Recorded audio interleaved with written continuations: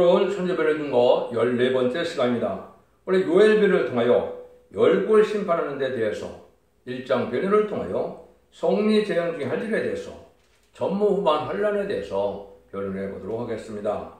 요엘이라는 말은 여호와는 하나님의 시라는 뜻인데요. 하나님의 절대적인 주권으로 역사를 주관해서 죽으실 반상을 이루시되 세상을 심판하고 에덴 동산의 축복을 주기에는 두 번의 성령의 역사가 있다는 사실을 말씀하시고요. 국부적인 환란과 세계적인 환란을 거쳐야 완전한 축복의 에덴 동산을 주신다고 말씀하시고 계시는데요.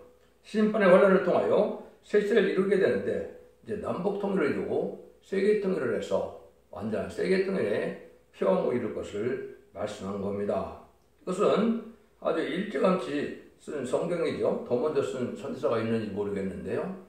아주 일찍 써서 하나님께서는 이 요엘서를 통하여 이 역사가 어떻게 진행할 것을 말씀하셨는데, 특별히 여러분이 잘 아시는 사도행전 2장에 보면 요엘선지에게서 오는 그 예언한 성령의 역사가 임하는 사실을 말씀하시죠.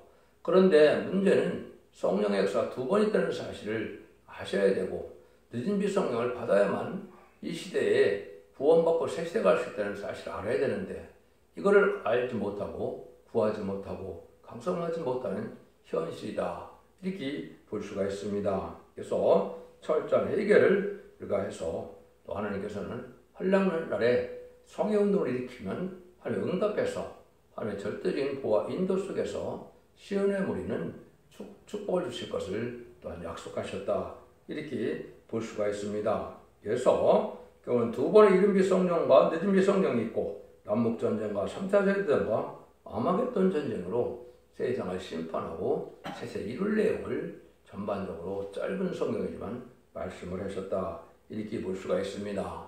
그래서 1장에서는 목록적 계시이기 때문에 전체적인 말씀을 한번 말씀하시고, 2장에서는 이제 국부적인 환란으로 남북전쟁이 날 것을 말씀하시고, 두 번의 성령 역사의 속을 말씀하시고, 3장에서는 무장이 되고 무기가 준비된 북방 세력으로 말미암아 3차 세계대전과 아마겟돈 전쟁이 있을 것을 말씀하신 겁니다.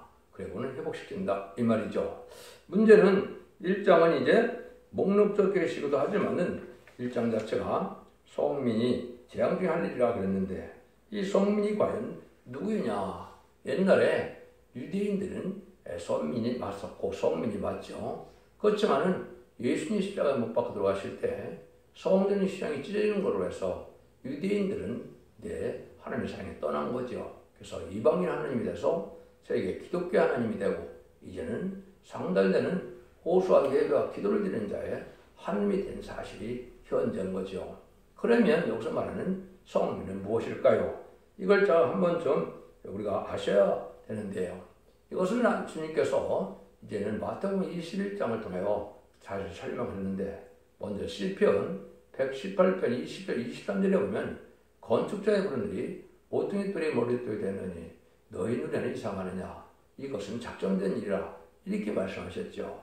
그래서 한 민족을 택하여 언약의 말씀을 기록해 가시고, 또 다른 민족을 통하여 열매 맺는 백성을 삼아서 이제는 초림주의 역사와 재림주 역사가 완전히 틀린 것을 말씀하는 겁니다. 그래서 건축자의 브랜드는 예수님께서 성경들의 예언대로 구세주로 메시아로 참 생명의 빛으로 왔지만은 그 자기 백성이 어둠을 조항으로 영접지 아니했다고 요한복음 1장에 말씀하시죠. 그런데다가 결국은 그 아들을 포도원 밖에서 죽였다고 마태복음 21장 39절에 말씀하셨죠. 그 십자가에 못 박혀 들어간 일이거든요. 그래서 왕국권을 하러 오신 예수님을 십자가에 못 박는 일을 유대인이 했기 때문에, 이제는 유대인에게는 마태복음 20장 19절에 무화과나무를 저주할 때 영원히 열매를 맺지 못하리라, 이렇게 했죠. 그래서 이것이 이제 유대인들이 바로 예수님을 영접하는 데 실패하고 언약의 말씀을 기록하는 그런 큰 축복을 받았지만 열매를 맺지 못할 것을 말씀하셨다. 이거는 더 큰 이방인을 사랑하는 것이고, 그런데 그 사랑의 주인공이 바로 한국 동방당 끝에 해돋는 날에서 이루어질 것을 말씀하신 것이 바로 이제는 모퉁이 뜰에 물이 떨어지는 일을 설명하신 것이죠. 그래서 그것은 재림주의 역사는 용서 없는 심판의 역사인데 그 종들은 이제는 동방땅 끝에 해 돋는 날에서 나올 것을 얘기했는데 그것이 바로 1948년 5월 14일 날 이스라엘이 건국되고 1948년 8월 15일 3개월 후에 한국이 건국되었죠. 그래서 그것이 한국으로 이제는 말세 사명의 역사가 기린주의 역사가 말세봄의 역사가 한국 사명에 옮긴 것을 여러분이 아셔야 이 성경 말씀을 해석할 수가 있고 바로 깨달을 수가 있다 이 말입니다. 이걸 알지 못하고 성경을 다 예언된들 하나님의 능력이 나타날 수가 없고 하나님의 뜻을 알 수가 없다 이렇게 여러분에게 이제 말씀을 드려보는 겁니다. 그래서 이런 일들을 통해서 하나님이 하시는 일을 이제 좀 말씀을 드리는 것 중에 가장 중요한 것 중에 하나가 요에서 2장 28절에 만민에게 보여준 성령의 때가 있고 요에서 2장 29절에 남종과 여종에게 성령을 보여주는 역사가 두 번 있을 것을 뜻했죠. 그런데 2장 30절에 보면 피와 불과 용기 등의 표적과 증거가 나타난다고 그랬죠. 재림주의 역사는 능력과 권세, 심판의 역사일 것을 말씀해 주신 거거든요.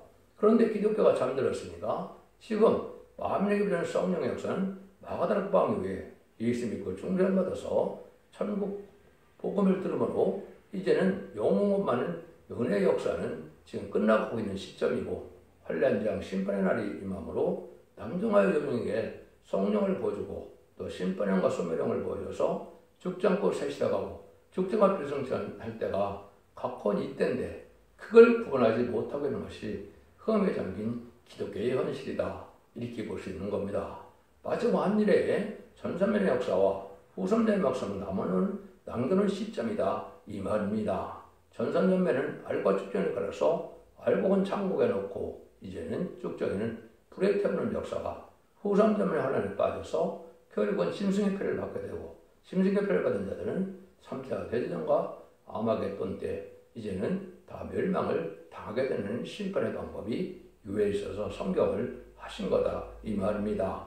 그래서 이 역사가 결국은 새 시대를 이뤄서 완전한 축복의 에덴 동산의 축복을 주시겠다는 사랑의 완성이다. 심판도 택한 자에게는 사랑이 되는 거죠. 명할 자들에게는 원망불평할 수밖에 없겠지만은 진리의 순종치 않음으로 망할 수밖에 없는 것은 또한 당연한 거죠. 그래서 성경은 악인과 죄인은 다 죽게 된다. 악인은 하나님이 없다는 자들이고 죄인은 회개 찾는 자들이죠.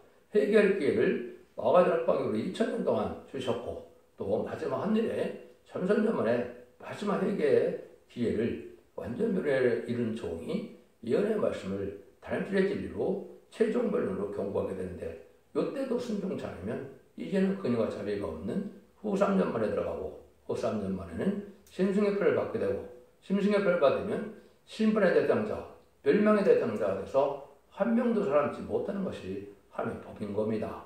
대접장 때 결혼받다가 아마겟돈 때 악인과의 죄인이 전멸당하는 것이 심판의 방법인데 이 짧은 성경에 그것을 다 함축해 놓으셨다. 이렇게 보시면 됩니다. 1장입니다. 성령의 재앙 중에 할 일인데 전무후만 할 일이 온다는 것이죠. 그래서 이 재앙은 이제 어떤 일이 되느냐 결국은 선지과인 한국에 먼저 심판의 환란이 있다. 이렇게 볼 수 있는 것이죠. 예수님께서 마태복음 24장에 인간 종말의 일을 쭉 얘기하시고 그거는 20세기 다 성취가 됐습니다. 그러면서 마태복음 24장 21절에 창세에 이르는 환란이 온다. 이렇게 얘기를 했거든요. 또 다니엘서는 11장에서 지혜롭고 용맹한 자들이 하나님 아는 자들이 이제 용맹을 바랄 때가 오는데 그때 개구리에 오르는 환란이 온다고 다니엘서 11장 1절에 얘기했죠. 이것도 그 환란하고 같습니다. 그 다음에 요엘서 2장 1절 2절 가면 작은 환란이 온다는 얘기를 했는데 여기에 환란이 올 때 우리가 어떻게 살아야 남을 백성이 되느냐 이걸 알려주는 것이 이제 1장부터 나와 있는 겁니다. 그래서 이런 일들이 이제 하나님 앞에 우리가 이루어질 일들인데 이제는 금식성이라서 우리가 부르짖어서 하나님 앞에 응답받을 때가 오는 때인데 이것이 먼저 깨달은 자들의 참된 시온의 우리가 될 것이다. 이렇게 볼 수 있는 겁니다. 1절에서 3절입니다. 여호와께서 부들의 아들 요엘에게 이르신 말씀이니라. 늙은 자들아 너희는 이것을 들을지어다. 땅의 모든 법이나 너희는 귀를 기울지어다. 너희의 날에나 너희 열조의 날에 이런 일이 있었느냐? 너는 이 일을 너희 자녀에게 고하고 너희 자녀는 자기 자녀에게 고하고 그 자녀는 후 시대에 고할 것이다. 물론 이것은 이제 환란도 세계적 환란이 오게 되지만은 여기는 이제 길이 기억될 만한 환란이 온다는 뜻은 지금 뭐를 말씀하십니까? 지금 유대인들은 지금도 모세 때에 홍해를 가르는 역사를 길이 기억해서 자녀들에게 계속 없었던 일을 우리에게 해주신 사랑을 기억하고 있죠. 근데 이것이 또 인간적으로도 이런 절대적으로 없었던 환란이 올 때 하나님이 어떻게 보호해서 이것을 우리가 축복을 받게 되느냐, 이것을 길이 얘기할 만한 그런 일이 된다. 이걸 말씀하거든요. 이것이 이제 전부만 환란이다. 그래서 자녀에게 고하고 자기는 자기 자녀에게 고하라. 이런 말을 하죠. 그래서 이렇게 이제 세세가 없던 환란이 왔는데 무슨 말은 뭘까요? 합당치 않은 자는 살아남을 수 없다는 말씀입니다. 합당한 자만 살아남는다. 인간의 수단과 방법으로, 인간의 능력으로는 피할 수 없는 환란이다. 이걸 지금 말씀하는 것이기 때문에 자사손손이 잊지 못할 환란이다. 이렇게 말씀을 합니다. 그래서 여러분들이 보면 그런 전무후무한 환란은 인류적으로 봤을 때는 아마겟돈 전쟁이죠. 근데 이건 아마겟돈 전쟁을 지금 얘기하는 게 아니거든요. 그렇기 때문에 이거는 이제 선주국가인 남북의 환란을 뜻했다.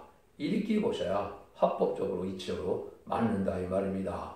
그래서 세계적인 전무후무한 환란은 아마겟돈 때나 가서 될 일이기 때문에 대접장이 끝나고 보상점이 끝나고 있을 것이죠. 그래서 이것은 그 일은 아니고 결국은 국부적인 환란으로서 이제 남북전쟁을 먼저 말씀하신 것이고, 그거를 요엘서 2장뿐이 아니라 1장 2장뿐이 아니라 나홈서 2장, 미가서 5장 이런 것이다. 또 이사야 7장 8장이 바로 남북 환란의 때를 얘기하는 겁니다. 그 내용들을 여기 이제 하시는 말씀이다. 이렇게 볼 수가 있습니다. 그러니까 이때는 환란이 어느 정도 이제는 철저한 어떤 멸망의 환란이냐, 그렇게 표현하기가 좀 모호하긴 한데 사들을 보시면 그 이해가 됩니다. 팥종이가 남긴 것을 메뚜기가 먹고 메뚜기가 남긴 것을 늑이 먹고 늑이 남긴 것을 황충이 먹도다. 이것은 전멸의 패를 당한다 이 말이죠. 남을 자가 없다는 겁니다. 이러면 메뚜기가 한 번만 지나가도 다 숙대밭이 되죠. 근데 여기는 지금 메뚜기와 팥종이와 뭐 이렇게 황충이 다 이렇게 나오죠. 그러니까 합당치 않은 자는 피할 수가 없이 다 죽는다. 요 말이거든요. 그런데 요 메뚜기는 여러분 이제 뭘 얘기합니까? 이제 나홈서에서나 요엘서 2장에 보면 이 메뚜기는 북방 군대를 뜻하거든요. 북방 군대는 무실유문의 공산당 군대인데, 공산당 군대가 강했는데 무기가 준비됐는데 그 자들은 바로 악인을 멸망시키는 시인판의 도구로 사용된다 요 말입니다. 그래서 메뚜기 군대가 온다는 것은 북방 환란으로 이제 공산당 환란으로 공산당으로 전쟁이 돼서 시인판을 하게 된다 이 말입니다. 그래서 공산당은 하나님 앞에서는 시인판의 도구다 이렇게 설명하는 겁니다. 그래서 요엘서 2장 25절에도 보면 내가 전에 너에게 보낸 큰 군대 곧 메뚜기와 늑과 황충과 팥충에 먹은 해수대로 너에게 갚아주리니 이랬죠. 그래서 결국은 이게 심판의 도구로 사용되지만 그들도 다 전멸을 또한 당하는 것이죠. 근데 메뚜기 군대가 전멸당한 것은 하나님의 청력적인 역사인데 말세 사망자에 의해서 아마겟돈 때 전멸을 당하는 거거든요. 그래서 지금 그들도 마크를 얘기한 것이죠. 나홈서 3장 15절에도 보면 거기서 불이 너를 삼키며 칼이 너를 베기를 늑이 먹는 것 같이 하리라. 내가 늑같이 서로 많게 할 자다. 내가 메뚜기같이 서로 많게 할 자다. 이렇게 말했는데 메뚜기가 참 많다는 거죠. 지금 저기 북한만 해도 얼마나 군인이 많습니까? 남한은 우리의 반 정도밖에 안 되는데 군대는 우리 배가 넘죠. 그죠? 그리고 중공군도 많고 또 이제 러시아가 좀 많이 죽었지만은 러시아 군대도 많은 군대를 가지고 있죠. 이런 공산당 군대들이 많긴 했는데 쓰임 봐서 멸망을 당한. 그럼 뭐 메뚜기는 한때 쓰임 받으면 한때 메뚜기가 나타나면 또 언제 다 일시 없어지는 게 메뚜기 아닙니까? 그것이 이제 공산당 군대 특징이 그렇다 이렇게 볼 수가 있다 이렇게 볼 수가 있는 겁니다. 그래서 하나님이 이제는 이럴 때 그러니까 살아남는 방법을 이제 말씀을 하시죠. 그것이 1장 5절입니다. 무릇 취하는 자들아 너희는 깨어올 자다. 포도를 마시는 자다. 너희는 곡할 자다. 이는 단포도주가 너희 배에서 끊어졌습니다. 종말적인 재앙이 올 때 이때 세상이 도취돼서 세상에 쾌락과 수가 타락된 자들은 망한다 이 말이거든요. 이때 우리 보고 이제 깨닫는 자는 우르라는 거죠. 여기 보면 이제 곡을 한다 이런 말을 했죠. 이것은 이제 먼저 종들이 먼저 깨달음을 받고 또 기도를 해서 하나님 앞에 많은 사람들을 잠든 영혼을 깨우치는 역사를 해서 구원의 방법을 찾으려는 것이죠. 그것이 우리가 기도하고 말씀을 깨닫는 방법밖에 없는 거죠. 그래서 이 말세의 복음이 나오는 때를 얘기하는 것이고 지금까지 예수 믿고 중장 받아서 영원권 받는 구원받는 영원권 받는 그러한 천국 복음 시대였지만 이제 죽장고 새 시다가고 죽자가 결정되는 때는 예언의 법을 지켜서 예언에서 읽고도 고지케 하면 원대적인 해결을 받아서 이제 영혼간의 구원과 가족적인 구원과 단체적인 구원으로 세대 축복을 누리게 된다 이 말씀이거든요. 이 일들을 우리가 해야 될 때가 온 것이죠. 그러니 간단히 말씀드리면 이사야 25장 6절에는 이렇게 되어 있습니다. 포도주도 세상을 말하는 포도주가 있고 하나님 순수한 말씀을 말하는 포도주가 있습니다. 그래서 이사야 25장 6절에는 오래전에 났던 맑은 포도주라 이렇게 되어 있죠. 이것이 바로 이제 죽장고 새시대가는 말세의 복음의 비밀을 말씀하는 것이고 계시록 14장 6절에는 죽지 않는 복음이라고 해서 영원한 복음이다 이렇게 말씀하는 겁니다. 그걸 우리가 이제 마셔야 될 때가 온 것이고 세상적인 쾌락을 취하는 그런 세상적인 포도주는 먹으면 안 되겠죠. 만군의 여호와께서 이 산에서 만민을 하여 기름진 것과 오래 지났던 맑은 포도로 연을 베푸시니 골수가 가득한 기름진 것과 오래 지났던 맑은 포도로 하실 것이며 이렇게 얘기했죠. 그래서 이것은 말세의 복음의 비밀을 깨닫게 되는데 이것은 단지 예수 믿고 중생받는 영혼권의 비밀이 아니라 환난과 재앙 심판 아래 살아남아서 남은 백성으로 에덴론의 축복인 천년의 축복을 받게 되는 말세의 복음의 비밀을 포도주로 말씀하셨다 이 말입니다. 여러분들 이 포도주를 먹어야 될 때가 왔다. 그래서 골수가 가득하다. 젊어지는 포도주고 죽지 않는 포도주다 이 말입니다. 이런 일들이 우리에게 오는데 이런 때 이제 결국은 하나님이 준비한 것이 이방을 준비했는데 이방 중에 이방이 바로 무슬림의 공산당이죠. 이것이 이제 6절 7절에 말씀하십니다. 한 이족이 내 땅에 올라왔음이로다. 그들은 강하고 무수하며 거기는 사자의 이 같고 그 어금니는 암사자의 어금니 같도다. 그들이 내 포도나무를 멸하며 내 무화나무를 긁어 빨갛게 벗겨서 그 모든 가지가 하얗게 되었도다. 그래서 여기 한 이족이라고 그랬죠. 그래서 무슬림론을 주장하는 이자들은 결국 같은 민족일지라도 뭡니까? 마귀의 세력이거든요. 그래서 이족이다. 다른 민족이다. 이렇게 얘기하는 겁니다. 그래서 하나님의 형상이 있어야 되는데 마귀의 도구가 된 이 북방 군대가 무슬림 군대가 천내를 오는데 결국은 참된 포도나무와 무화나무를 다 망하게 한다 이거죠. 이것은 이제 교회를 뜻하는 것이죠. 그래서 아무리 하나님을 믿는 교회라도 부패하고 타락해서 하나님 앞에 진리를 순종하는 그런 교회가 아니면 다 망하게 된다가 온다. 이사야 5장에서는 그걸 갖다 들푸도 기독교인이다 이렇게 얘기했죠. 세상에 속화되고 부패돼서 땅에 천년만년 살고자 하는 이런 기독교를 들푸도 기독교인이다 이렇게 표현한 겁니다. 하나님의 사랑을 그리워하고 우리 주님을 사모하고 말씀을 사모하는 마음이 있어야 참된 기독교에 대해서 남은 백성의 복을 받게 되는데 세상에 특화해서 세상에 쾌락만 쫓는 기독교에 대해서는 망하게 되는 것이죠. 그래서 결국은 이렇게 해서 다 망할 수밖에 없는 데가 온다는 것이죠. 그래서 지금도 보면 전 세계 3분의 1이 공산화될 때 이 아시아에서는 한국 남한만 남은 그 땅이 되고 거의 다 공산당이 차지한 때가 됐죠. 이것은 하나님께서 이 남한이 약하겠듯이 무슨 사명이 있기 때문에요. 쟤네들을 영접할 사명이 있기 때문에 남겨놓은 것이거든요. 그래서 선지국가라 심판도 먼저 오고 복도 먼저 받게 된다. 요 말입니다. 그래서 이런 일들이 올 때 우리에게는 이제 슬피 올 때가 온다. 8절 9절입니다. 너희는 애곡하기를 처자가 어렸을 때 약혼한 남편에 의하여 굵은 배를 동이고 애고간까지 할지어다. 소제와 선자가 여호전에 끌어들고 여호와께 수종드는 제사장은 슬파도다. 이때 재앙이 와서 이제 예배도 드릴 수 없는 시대가 오는데, 이때 그렇더라 해서 가만히 있는 게 아니고 시온의 무리들은 모여서 부르짖고 기도하라 이 말이거든요. 그때 하나님이 기도를 들어주시겠다 이 말이거든요.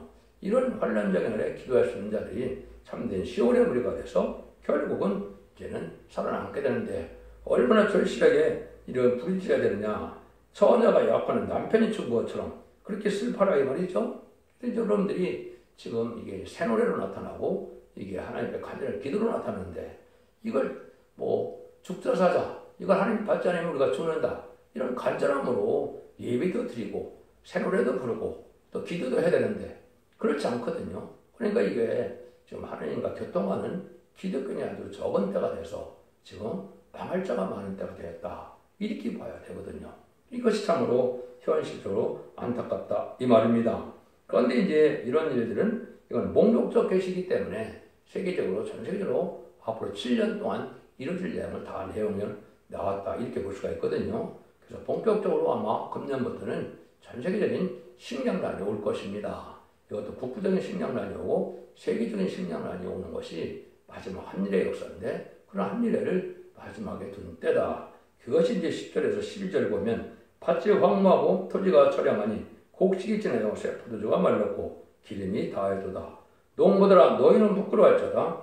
포도를 다스리는 자들아 곡할자다. 이런 밀과 보리의 연구라 밭의 소산이 다 없어졌음이로다. 포도나무가 시들었고 모가나무가 말렸으며 성리나무와 대추나무와 사과나무와 및 밭의 모든 나무가 다 시들었으니 이런 인간의 희락이 말랐도다. 지금도 뭐 국부적인 기근으로 식량난을 많이 겪죠. 21세기 초에 북한에서도 공식적으로 300만 명이 굶어 죽었다 그러죠. 지금도 굶어 죽는 사람이 많이 나온다 그러죠. 이것도 다 하나님의 이런 징조다 이 말입니다. 이것이 이제 국부적으로 갔다 세계적으로 온다 이 말입니다. 남한도 보면 지금 호남지방에 많이 가무는데요.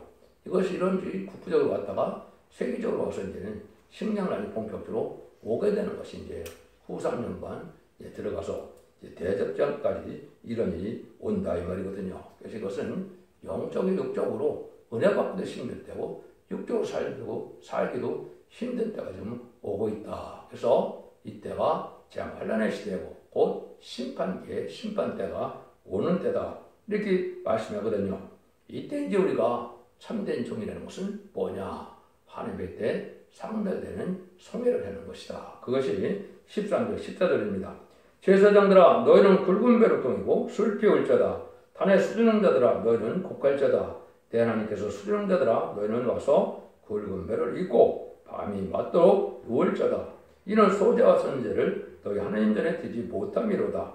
너희는 금식을 정하고 성회를 선포하여 장로들과 이 땅 모든 금을 너희 하나님 여호와를 몰수히 모으고 여호와께 부르짖어다. 그래서 환란이 올 때 이제 금식 성회를 열어야 된다 이 말이죠. 이걸 구체적으로 2장에서 다시 금식 영의 방법을 알려주십니다. 이것은 우리가 이제 먼저 깨닫는 자리 참된 하나님의 종들이 모여서 부르짖을 하나님이 응답해서 너희들을 보호하고 인도하고 구원해 주겠다 이런 말씀이 되거든요.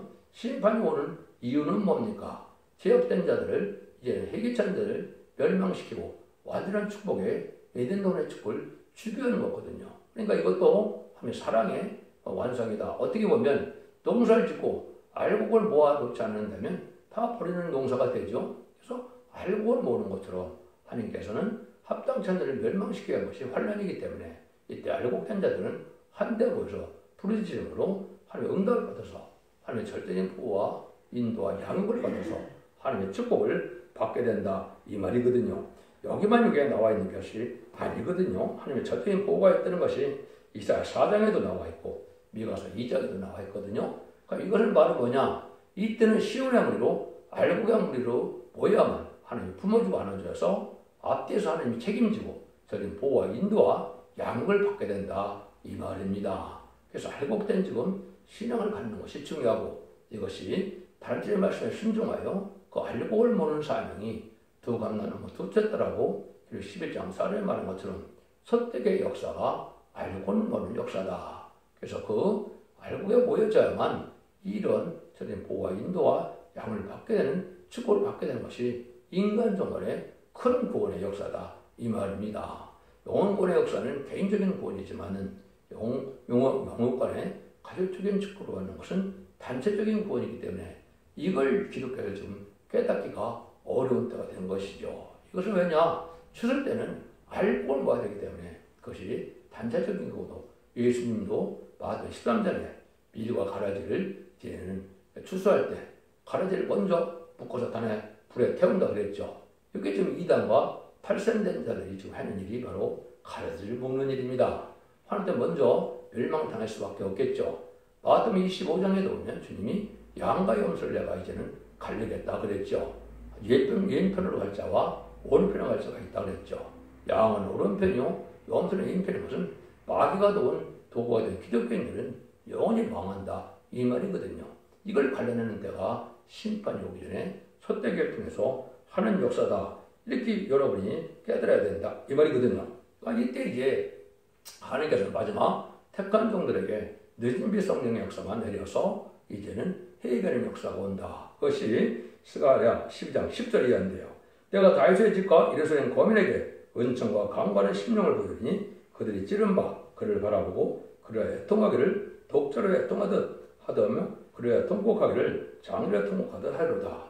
이것이 유대인들도 이제 뭡니까? 아이고 옛날에 이제 성경들에서 예언대로 오신 예수님을 우리가 십자가 못 박힌 그분이 바로 참된 메시아고 그리스도였다는 것을 깨닫고 회개해서 결국 회개가 된 자들이 예비체감으로 새시대 축복을 받게 되는 그런 축복의 역사가 나타나는 것이고 이것이 지금 예수를 모르는다든가 또 깨닫지 못하는 자들이 회개해서 택한 백성들이 회개함으로 남은 백성에 대해서 세세에 갈 사람들에게 회개가 올 것을 말씀했는데 이것이 바로 참선자 만의 끝에 되어질 일이다. 이렇게 볼 수가 있는 겁니다. 이런 일들에 대해서 하나님 이제는 모든 일들이 다 이루어질 때 시온의 무리는 미가서 2장 10절에 이렇게 나와 있습니다. 길을 여는 자가 그들이 앞서 올라가고 그들이 달려서 성문에 이르러서는 그들을 쫓아나갈 것이며 그들이 왕이 없어 행하며 여호와께서 선두로 행하시리라 그랬죠. 이게 바로 시온의 무리가 되고 여기에 합당해야만 하나님께서 앞뒤에서 후에서 인도한다 이 말이죠. 이건 여러분들이 이제 바로의 군대를 홍해에 수장시키고 하나님이 구름기둥과 불기둥으로 이스라엘 백성들을 이제 광으로 인도했죠. 그런 일이 인간으로 다시 한번 있다 이 말입니다. 절대적인 보호와 인도 속에 있게 되기 때문에 참된 신앙을 가져야 된다. 이것은 예식적이고 형식적인 종교생활을 갖고는 구원받지 못하는 때가 지금 왔다는 걸 말씀하시는 거거든요. 여러분 참된 신앙의 것은 진리의 말씀을 지켜 회개하고 회개 합당 열매를 맺어가는 신앙을 가져야 이 무리가 된다 이 말입니다. 알곡이 이제 쭉정이와 같이 있을 수 없기 때문에 하나님 환란을 통해서 이렇게 알곡을 걸러낸다 그 말이거든요. 이때는 견딜 수 없는 때고 세계적인 전제와 한자가 마지막으로 온다는 거거든요. 15절에서 20절입니다. 오라 그날이여 여호와 날이 가까웠나니 곧 멸망같이 전능자에게서 이루리로다. 식물이 우리 목전에 끊어지지 아니하느냐. 기쁨과 즐거움이 우리 하나님 전에 끊어지지 아니하느냐. 씨가 흙덩이 아래서 썩어졌고 창고가 비었고 곡간이 비었으며 이는 곡식이 시들었음이로다. 생축이 단식하고 소떼가 민망하니 이는 꿀이 없습니다. 양떼도 피곤하도다. 여호와여 내가 죽게 부르주니 불이 거친 들의 풀을 살랐고 불꽃이 밭의 모든 나무를 살랐음이니이다. 들짐승도 주를 향하여 헐떡거려오니 시내가 다 말랐고 들의 풀이 불에 탔음이니이다. 그러기 때는 전제와 한자가 오는데 가문표를 해서 식량난이 오고 전쟁으로 전쟁의 피해가 오고 이제 마지막에는 불심판이 나타나서 결국은 아마겟돈 때는 핵무가 터짐으로 회개치 않는 자와 악인은 다 멸망을 당하는 것이 심판의 방법이다. 이걸 알려주는 거거든요. 이런 일들을 통해서 이제는 구원의 역사가 구체적으로 2장과 3장에서 이제는 부분적인 환란과 세계적인 환란이 올 것을 말씀하셨다. 이 말입니다. 이 시대는 잠든 영혼을 깨우치는 것처럼 여러분들이 각성을 받고 정신 차려서 신앙을 바로 갖는 때가 필요한 때다. 이렇게 아셔야 된다. 이 날이 아주 가까운 때다. 한 가지만 예를 든다면 바벨론 70년간에 이스라엘 백성들이 정확히 성전이 복구되고 이스라엘이 회복됐죠. 그러니까 이 시대에 바벨론 70년을 생각해 본다면 1953년 7월 11일 날 이제는 휴전협정이 맺어졌죠. 근데 그 70년이 올해 7월에 차게 됩니다. 그래서 북방의 사마리아인 북한 땅에 이제 기독교인들을 지하기근을 구원했다가 온 것이죠. 구원했다가 왔다 이렇게 보셔야 됩니다. 그래서 바벨론 70년 찰 때가 지금 돼가고 있다. 그들을 구원할 때가 온다. 이렇게 보신다면 심판의 환란도 가깝다. 이렇게 보셔야 됩니다. 여러분들은 진리를 잘 순종하고 분별해서 이제는 죽지 않고 새시다가고 좀 별성자는 말씀의 복음의 비밀인 다림새 진리를 순종함으로 자선반대의 축복을 이루는 복된 종들과 성령들이 다 되시기를 예수님으로 간절히 축원드립니다. 아멘.